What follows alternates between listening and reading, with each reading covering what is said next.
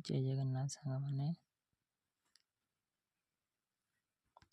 जो माने देशी माछ खाइबा ପାଇଁ ଚାହୁଁଛନ୍ତି ହେଲେ ପାଉନାହାନ୍ତି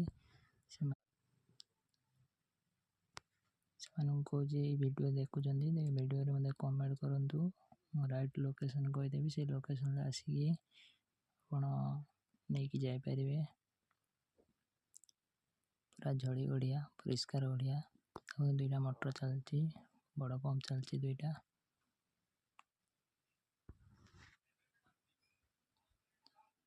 ଏହି ଦେଖିପାରିଲେ ତ,